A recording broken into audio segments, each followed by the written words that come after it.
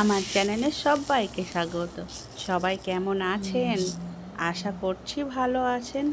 চলুন, আমি সুপ্রিয়া আজ কী রান্না করছি সেগুলোই একটু দেখে নেওয়া যাক। আমি তো প্রথমে একটা বাটিতে চাল মেপে নিয়েছি ভাত রান্না করার জন্য এবং সেটা তুলেও দিয়েছি। তারপর ফ্রিজ থেকে বের করেছি যা যা রান্না করব সেই সবজিগুলো। দেখা যাক কী কী বের করছি।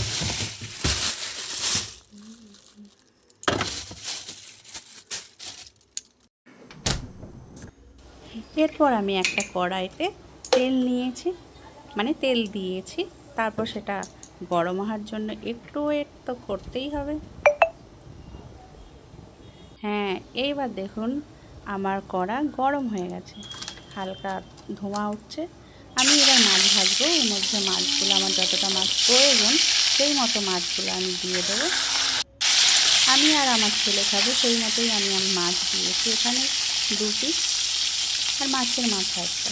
তারপর কিছুটা মাছের ডিম ছিল, সেগুলো বেসন লঙ্কা পেঁয়াজ দিয়ে মেখে রেখেছি। এরপর আমি মাছের অন্য সাইডটা ভালোভাবে ভেজে নেব। এই দেখুন, এইভাবে।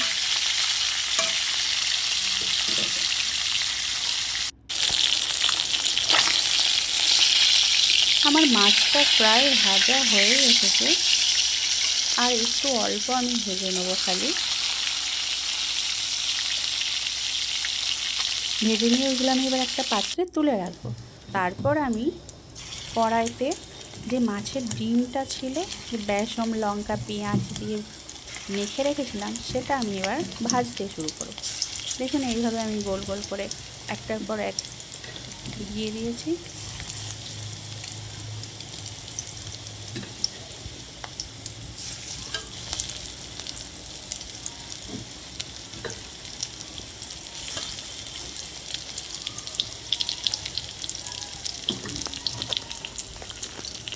এরপর আমি যে ভাতটা বসিয়েছিলাম সেটা দেখব কত দূর হয়েছে। হ্যাঁ, এখনও খানিকক্ষণ হবে।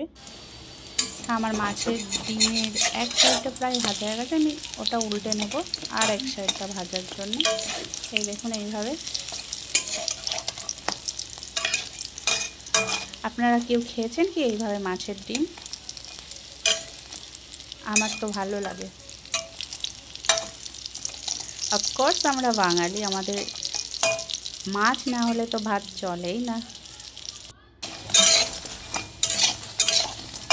তারপর একটা কড়াইতে আমি তেজপাতা জিরে লঙ্কা টমেটো এগুলো দিয়ে কুচি ভাজা করব। তো সেগুলো লম্বা লম্বা করে সরু সরু করে এইভাবে কেটে রেখেছিলাম, সেইগুলো ভেজে নেব।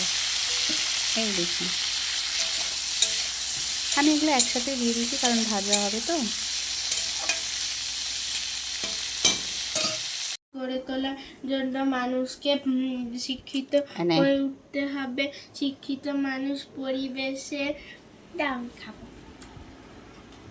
আমার ছেলে পড়ছে যে একটা সমাজকে সুস্থ এবং স্বাভাবিক রাখার জন্য মানুষকে শিক্ষিত হতে হবে। চলুন ও বিষয়ে বেশি না যেয়ে কী কী দিয়েছি সবজির মধ্যে সেগুলো একবার দেখে নেব। নুন লঙ্কা হলুদ জিরে এবং ধনে গুঁড়ো পরিমাণ মতো দিয়ে ওইগুলো ভালোভাবে আমি নাড়তে থাকবো। আগের দিনের থেকে এখন তো মানুষ অনেকেই শিক্ষিত, কিন্তু আমাদের গ্রামের দিকে এখনও অনেকেই আছে যারা পড়াশোনা করেননি বা তার ছেলে মেয়েদের পাঠায় না, অল্প বয়সে কাজে পাঠিয়ে দেয়। সেটা তাদের ব্যক্তিগত ব্যাপার। যাই হোক, আমি আমার রান্নায় ফিরে আসি।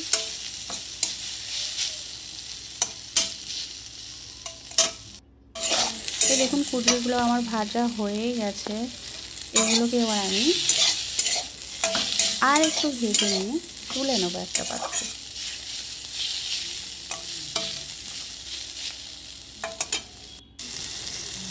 হ্যাঁ, হয়ে গেছে। এগুলো একটা বাটিতে তুলে নিয়েছি। এবার কড়াইতে লঙ্কা তেজপাতা আর জিরে ফোড়ন দিয়ে আমি আলু আর বেগুনটা ভালোভাবে নেড়ে চেড়ে নেব। দিয়ে আমি এটা একটু ঢাকা দিয়ে দেবো। কিছুক্ষণ পর সেটা খুলে দেখলাম যে মোটামুটি আমার একটু ভাজা হয়ে গেছে। তো এর মধ্যে আমি দিয়ে দেবো টমেটো কাঁচা লঙ্কা পেঁয়াজ আদা রসুন বাটা, এগুলো সব দিয়ে একসাথে ভালোভাবে নাড়তে থাকবো। আর এইগুলো আমি ভালো করে অনেকক্ষণ থেকে ভাজবো।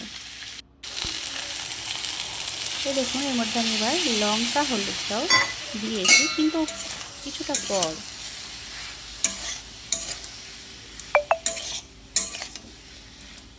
এইভাবে এগুলো ভালোভাবে মশলাটা আমি মিশিয়ে নেব।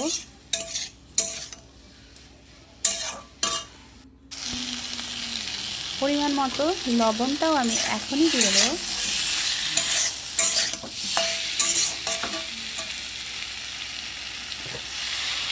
একটু জল দিয়ে দেবো যাতে মশলার সাথে সব কিছু সবজি বা মশলা একসাথে ভালোভাবে মিশে যায়। দেখুন আমার ভালোভাবে এটা ভাজা হয়ে গেছে। আমি মশলাটা জাস্ট আর একটু ভালোভাবে কষিয়ে নেব যাতে সব কিছু ভালোভাবে ভাজা হয়ে যায়। এরপর আমি এর মধ্যে জল যোগ করে দেব।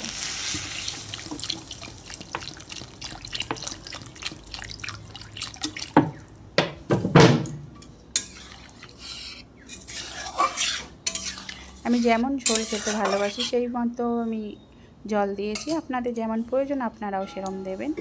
তারপর এটা আমি ঢাকা দিয়ে রেখেছি। কিছুক্ষণ পর এটা আমি খুলেছি। দেখুন আমার মোটামুটি আলু বেগুন সেদ্ধ হয়ে গেছে ভালোভাবে। আমি এর মধ্যে এবার মাছের পিসগুলো যে ভেজে রেখেছিলাম সেগুলো দিয়ে দেবো, আর মাছের ডিম কটাও এর সঙ্গে দিয়ে দেবো। আমার ছেলের তো এই রান্নাটা তার খুব ভালো লাগে। আপনারাও বাড়িতে বানিয়ে দেখতে পারেন, আশা করি খারাপ লাগবে না।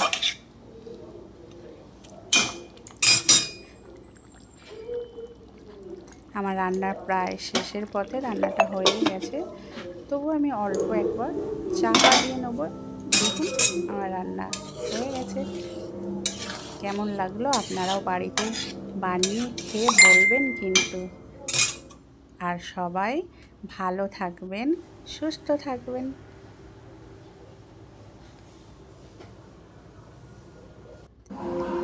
আজ এই পর্যন্তই।